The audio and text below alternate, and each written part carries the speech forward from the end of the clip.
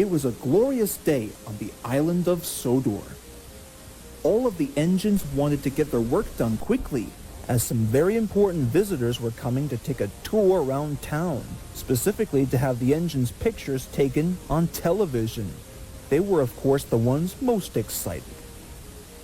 One day, Edward was at Tidmouth's sheds where he lived with the other engines.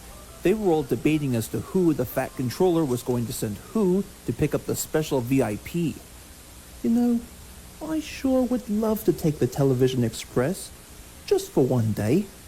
Unfortunately, I keep getting reminded of the consequences from the three of you claiming how old and disheveled I am. You got that right, little Edward. I suppose what this television idol needs is a proud and strong engine with a regal appearance and can pull the Wild Nor'wester in style. I hate to break the news to you, Gordon, but that regal appearance of yours would be nothing compared to an engine with some shiny paintwork. I hear the ladies dig the color red. Why, that's nothing, really. With the help of some Welsh coal, I can improve my strength to pull a heavy train just as much as any other engine on the island. As the debating continued, poor Edward felt sorry for himself when the Fat Controller arrived. Good morning, everybody. Now, as some of you may know, long-time BBC News reporter Mindy Simpson is on her way to Sodor to climb aboard the Television Express.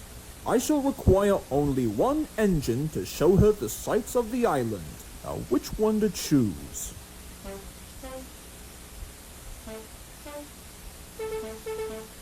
Well, what about Edward? Wait, you really mean it? Thank you, sir. That will be a nice change. That's a good engine. Off you go now, Edward. So the fireman built up his fire, made lots of steam, and Edward chuffed happily away.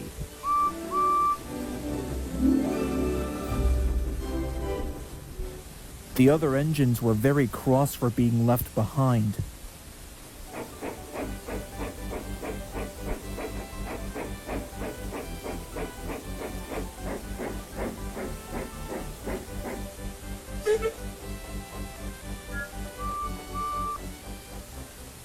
When Edward arrived at Knapford Station, he was so excited to see Mindy Simpson, but she wasn't there yet.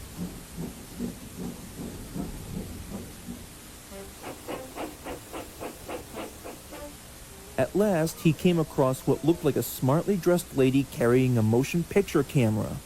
"Excuse me, madam, but are you Mindy Simpson?" Well, yes I am. "The Mindy Simpson?"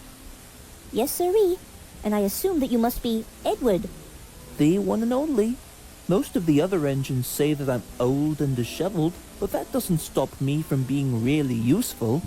If anything, the most known job that I've ever done was helping Gordon up the hill whenever he's stuck." How incredibly interesting. Well, I have come here to record a tour around the island of Sodor. Care to show me the sights? Of course, madam. All aboard. I'll be back in a jiffy." So Edward chuffed out of the way as Percy was getting his coaches ready for action.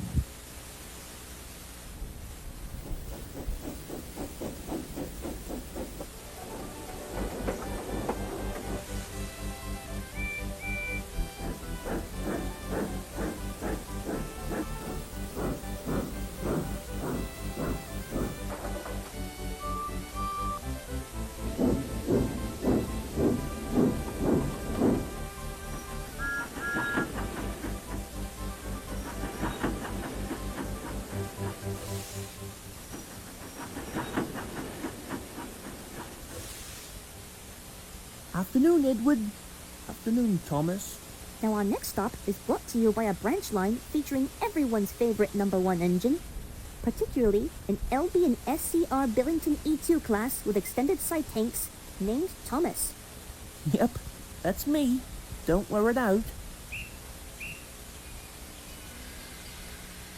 Oops, that's the guard's whistle. Best be off. Cheerio.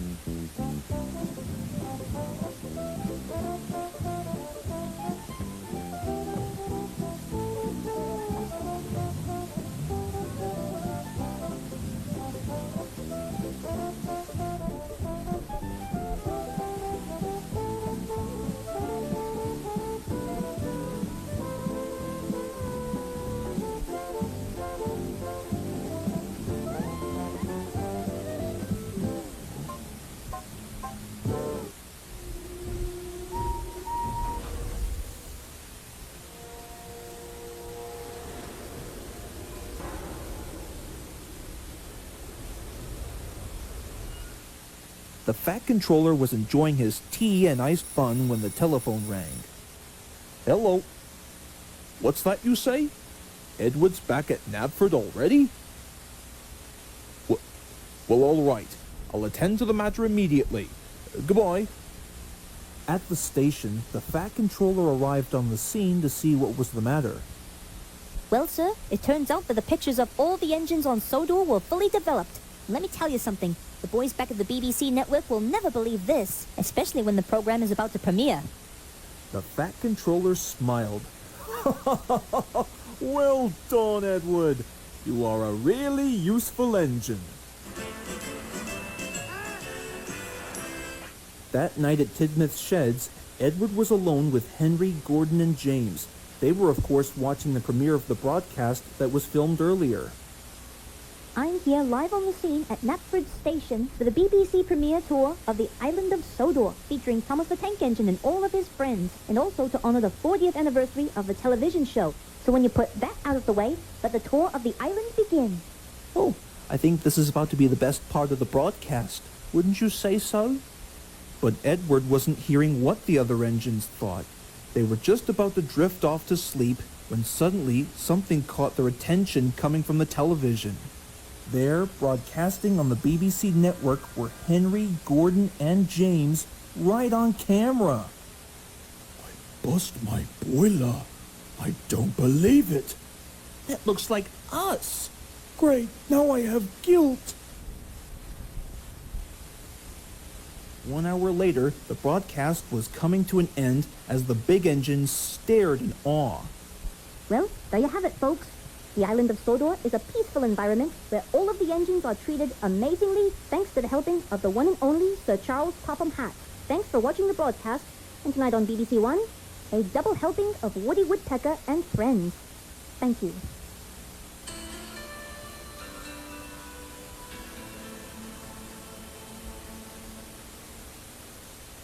After tonight's viewing experience, for the rest of the night, Gordon, James, and Henry remained respectfully silent.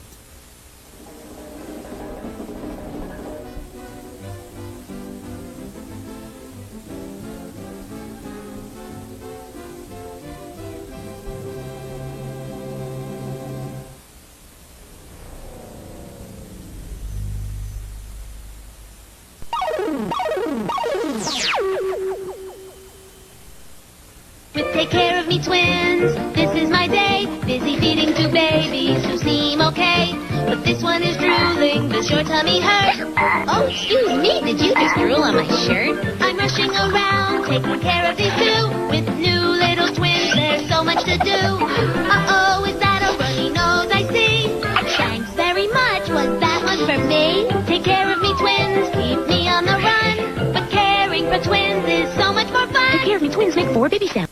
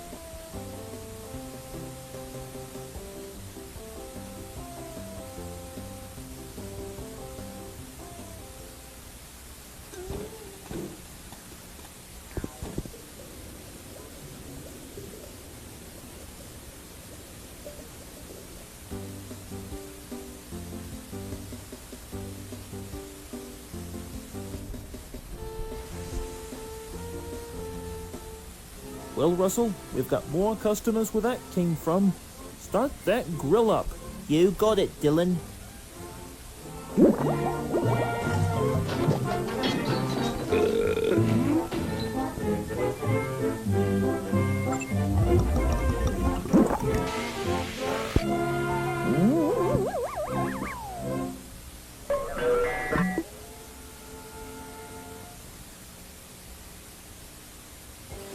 Excuse me, Russell?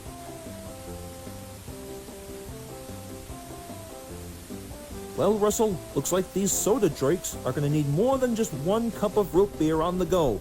Up to it, on the double. Whatever you say, Dylan.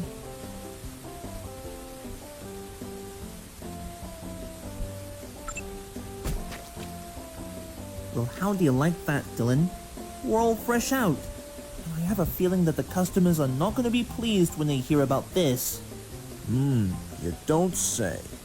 Well, that wouldn't be too big of a problem. We'll just have to go pick up a fresh batch of root beer for next week's shift. That's a good idea, Dylan. I always knew that you'd be using the old noodle.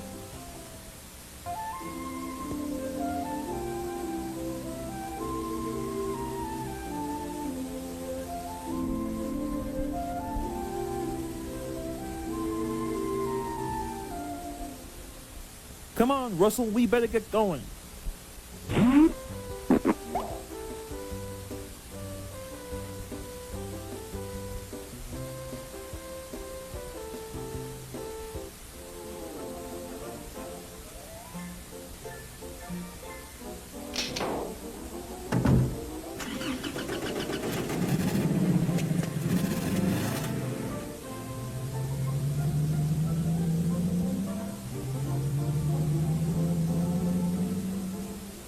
All right, let's get going.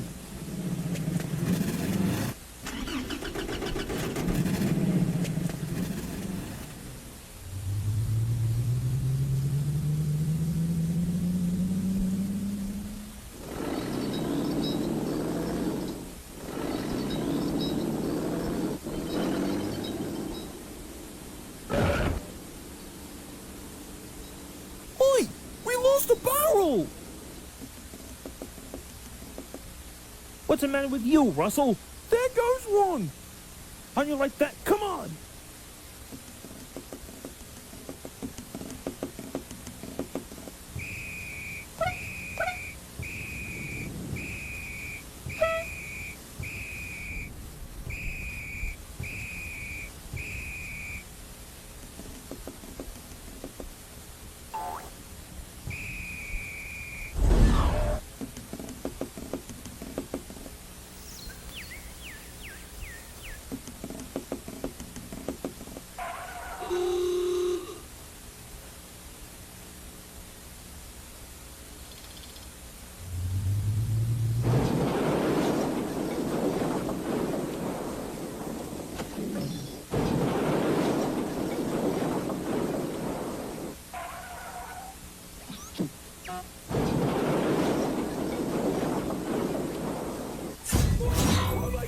Oh my god!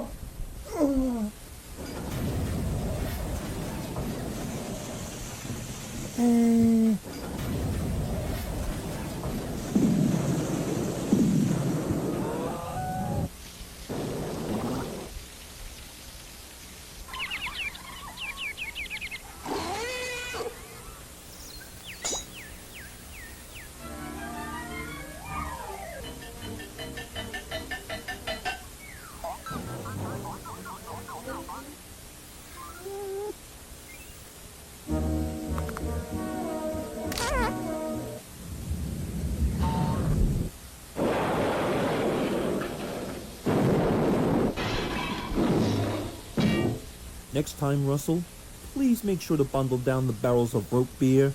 Is that too much to ask for?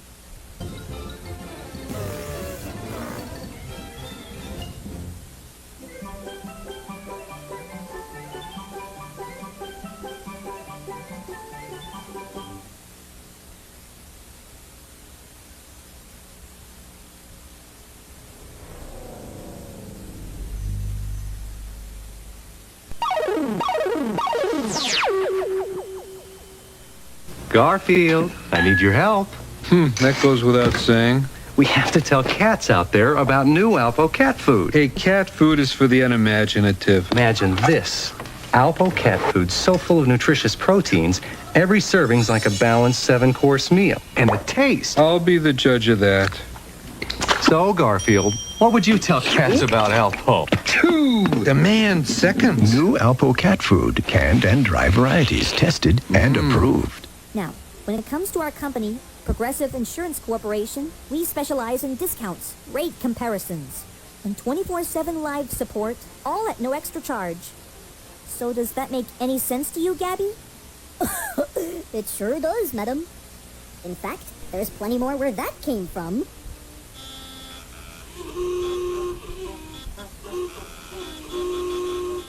So, do you think that will cover the insurance?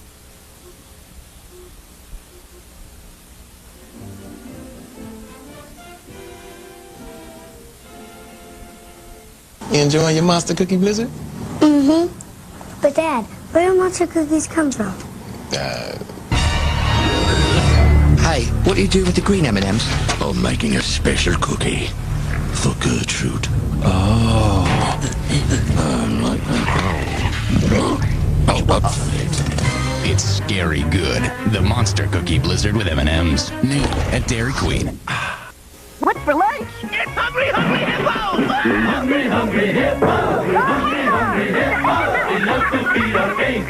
We're hungry hungry hippos! We're in a leading race. It's Hungry Hungry Hippos! First to gobble up the most marbles wins! Hungry Hungry Hippos! We're hungry hungry hippos! We love to feed our face. We're hungry hungry hippos! We're in a leading race.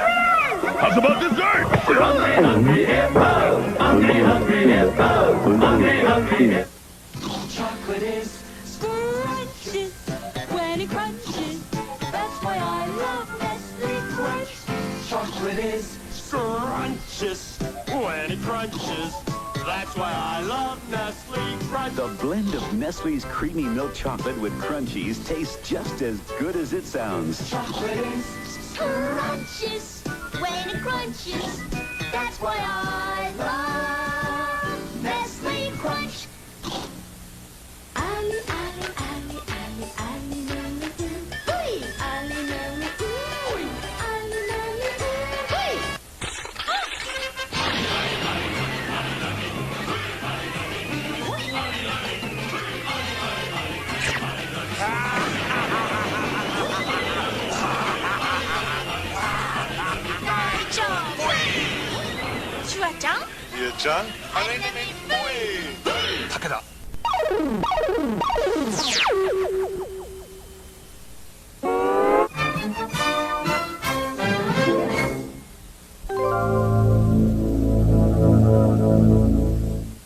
On July 6 of 2024 at the Seacock Speedway, these Demolition Derby drivers are putting their all into winning the race in order to win $10,000.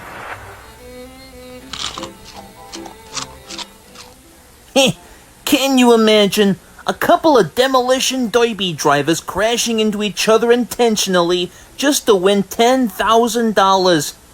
How quaint! Perhaps someday I ought to join in on the Demolition Derby course, but that complexity would be too much for a rabbit, now wouldn't it?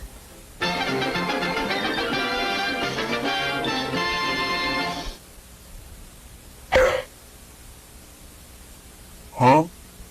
Things were sailing rather smoothly. That is, until...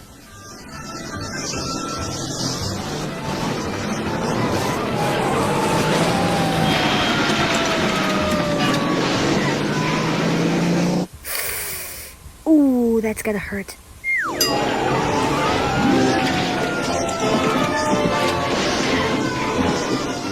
Willikers.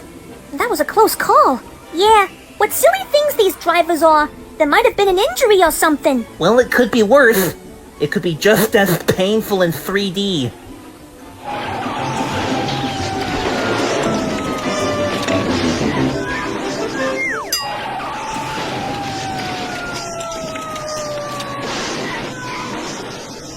Huh.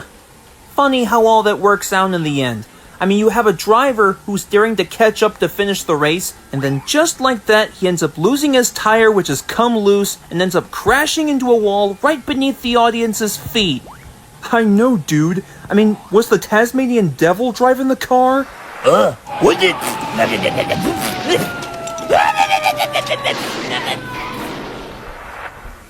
The driver suffers no injuries, and the race continues as if nothing happened. Thank goodness that I never enter into that derby, for my name would have been Crash McDecimator. And it's not. Was it?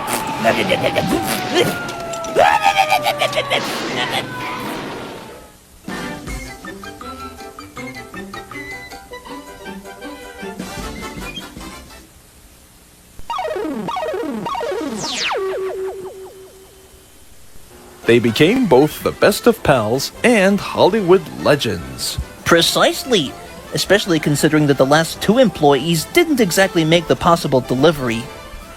Now, they're going to showcase to you some of their famous bits and the moments from their film successors. Join Darrow Duck, Dakota and Richard, Winford Wolfe, and more in the Inacio Studios original series, The Ryan and Johnny Comedy Show.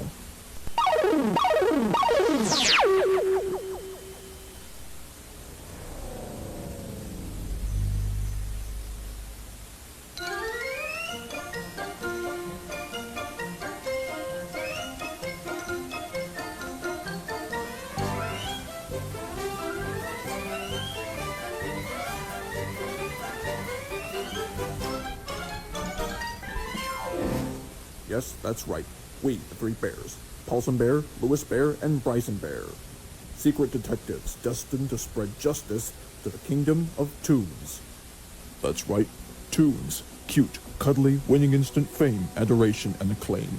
But today we find out what happens when the laughter stops, when the agent stops calling.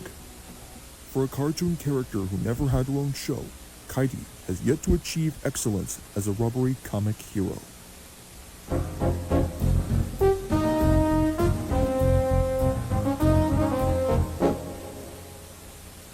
The world was ready for a brand new comic book hero character.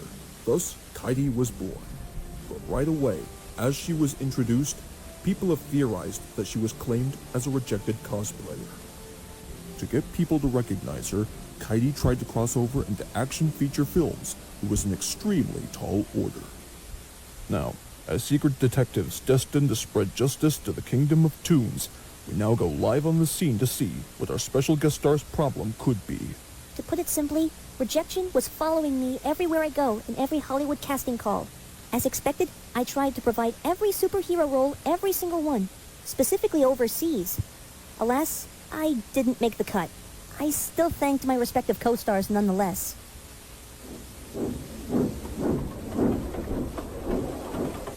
As 1 week had passed, Kitey fell into despair and was losing all hope. However, the only avenue left was a surprise just for her.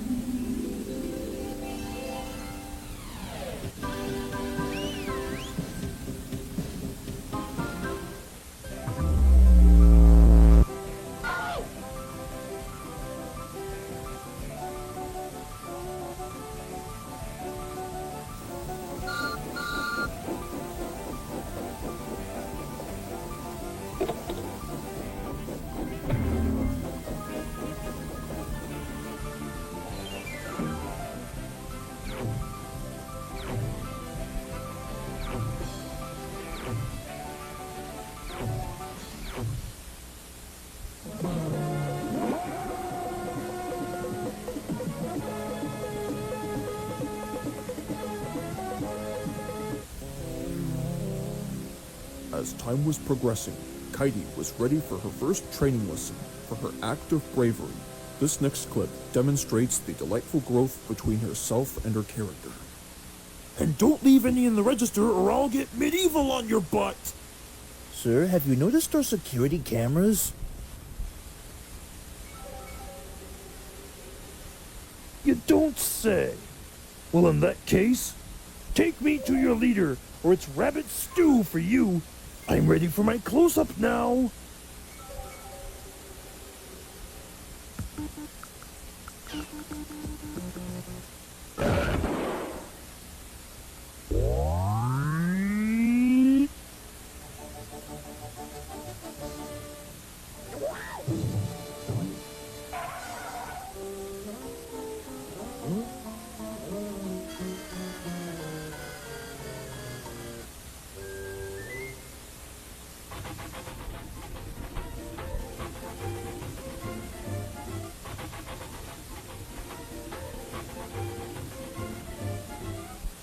Yes, the taste of justice sure is sweet, and Kaidi couldn't agree more.